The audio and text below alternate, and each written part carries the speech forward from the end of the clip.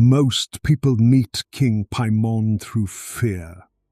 They hear the name in horror films, or they find him listed in an old grimoire beside warnings and wards, and they assume he is something to be guarded against. That reputation does him a disservice. Among the 70 spirits of the Goetia, Paimon is a king, and he carries himself like one.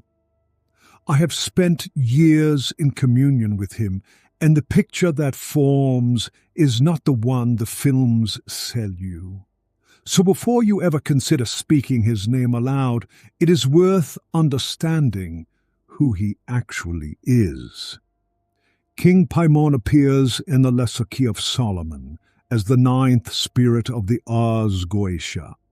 The old text describes him crowned, seated upon a camel, arriving with a great host before him, trumpets and cymbals sounding his approach. He does not creep, he arrives as royalty. He commands 200 legions. He is counted among the most loyal to Lucifer, and among the most willing to serve and teach. That last word matters. Paimon is first and last a teacher. The old sources say he grants knowledge of all arts and sciences and of the secret things of the earth. He knows why the winds move, how the waters hold together, what the mind is and where it goes. He gives dignities, he confirms them, he steadies the wandering will. The tradition sits him in the West, and there is a lesson in that direction alone.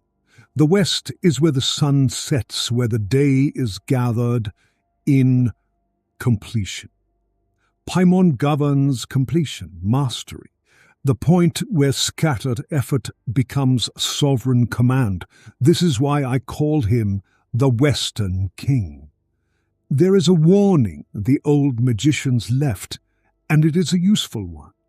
When Paimon first speaks, his voice comes loud and rushing, and the unprepared Riga mistakes the force of its hostility. That force is not hostility, it is simply presence, the weight of something that has never had to ask for the room. A king does not lower his voice to make you comfortable, no. You steady yourself and you listen. There is another detail the old texts preserve. Paimon's face is often described as neither fully male nor fully female. Some readers find this strange. I do not. The androgyne is not a decoration, but a mark of completeness, a being who has reconciled what most of us keep at war inside ourselves. What I have received from him across a long apprenticeship circles one thing. Authority and responsibility are the same thing seen from two sides. He does not hand power to the careless. He tests whether you can be trusted with it. The seeker who comes to him wanting only to command others leaves with nothing. The seeker who comes wanting to govern himself first finds the door already open. That is the true shape of the work with Paimon, not spells for their own sake, but a slow reordering of the person until you carry yourself with the same settled command he does. The invocations, the prayers, the sigil traced correctly, they are the outer form. The inner work is learning to hold a crown without turning your head. I have gathered all of this, the law, the protocols, the channeled messages, and the actual method of approach into a single volume.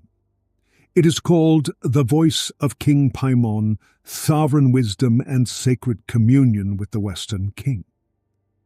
It is one of the books in the Demonic Channels series. It is not a book of theory, Inside you will find the invocations and prayers to call him with proper reverence, the sigils to trace, and the teachings I have received directly on power and hierarchy, and on the balance a person must keep between what they command and what they answer for. If you have felt drawn to Paimon and did not know where to begin, this is where you begin. The book is available now on Amazon, on Kindle, paperback, and audio. The link is in the description below. If this way of understanding the spirits speaks to you, subscribe because I release these channeled works and teachings.